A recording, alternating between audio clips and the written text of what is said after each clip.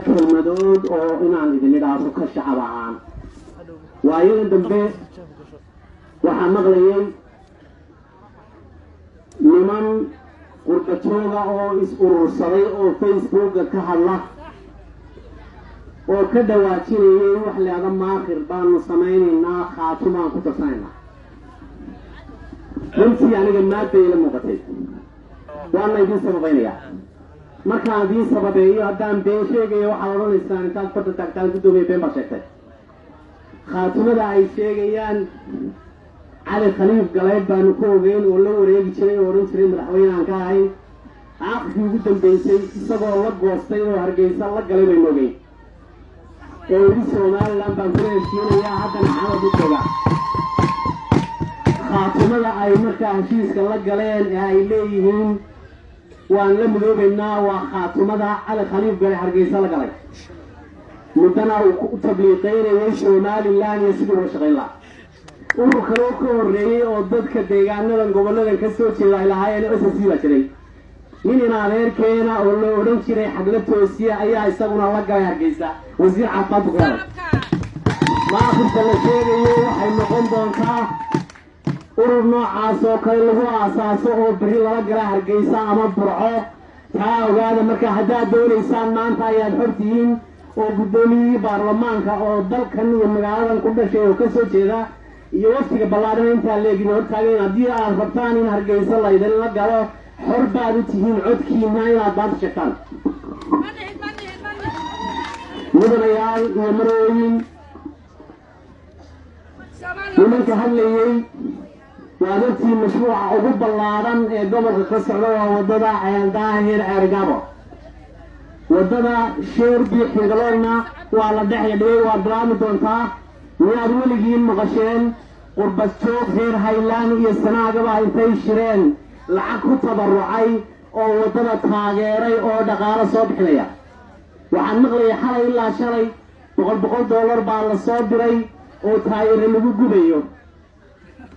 $100 ee la soo dirayo foostada daamirka ay wadada u baahan tahay waa $100 ee waxa ka wanaagsan inay foostada daamir ku yiriyaan wadada maanta waxay u taagan tahay oo ay u baahan tahay 40,000 oo foosto 40,000 oo qof oo reer Highland iyo Sanaag ayaa min foosto bixinaya nimanka waxaan leeyahay $100 ee aad ku bixinaysaan taayir la gubo iyo qalalaase iyo in soo barad dalka laga sameeyo amnigiisa lagu qalqalgeliyo $100 dalka ayaa u baahan wadada u baahan ee tooso daamra nasasiya mudanayaal iyo marooyin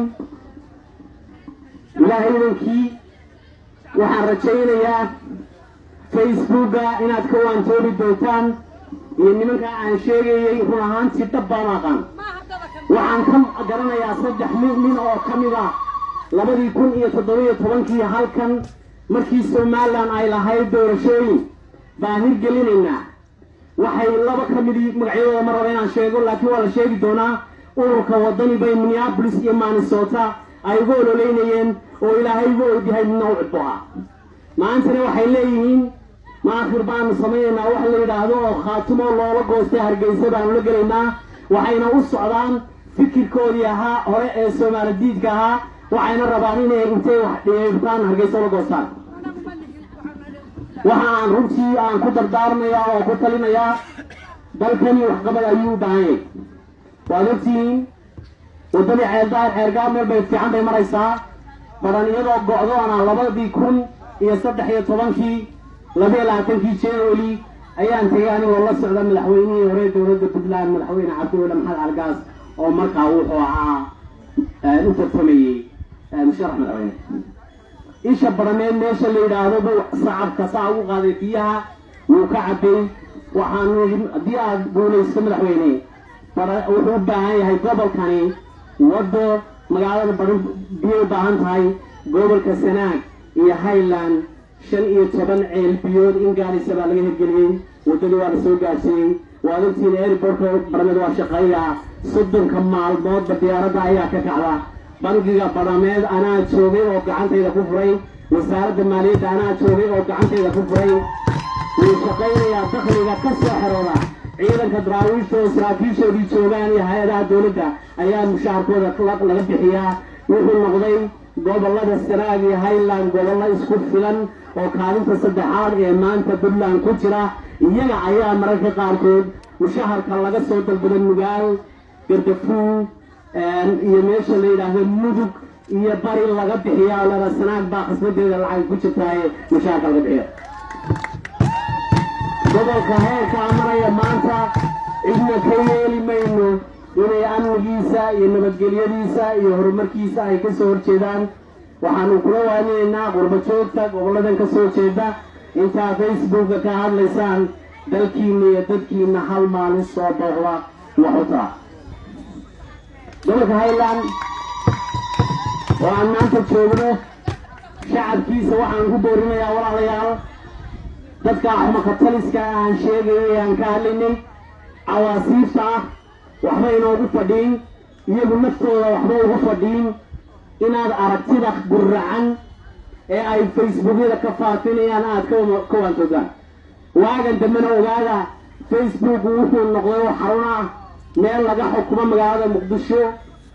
ee Maxamed. waxaan runtii ku dadaali doonaa in aragti gaara iyo fiiro gaara loo yeelan doono. waajibaadka dowligaana laga qabsan doono cid kasta oo gobollada tan iyo deegaankan u dhalatay ee reer Puntland oo isku dayda inay amniga iyo nabadgelyada iyo horumarka ay xooggeliyaan.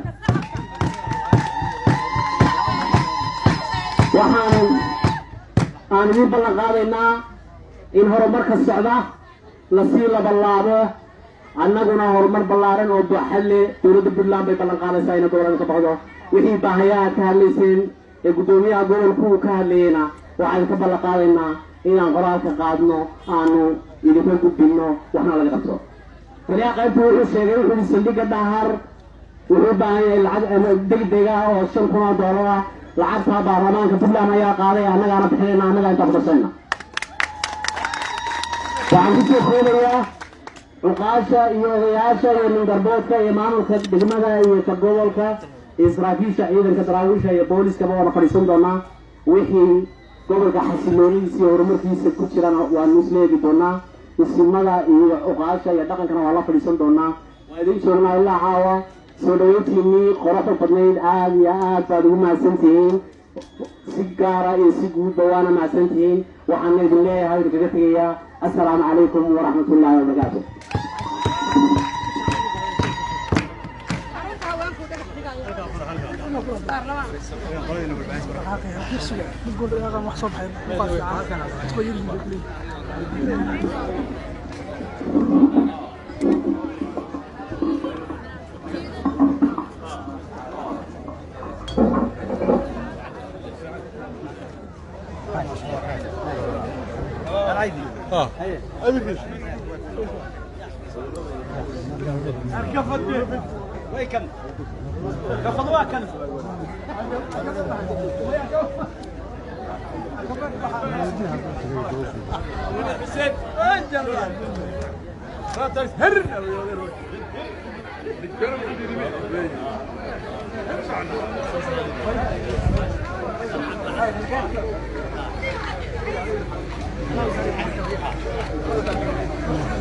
حلي بقى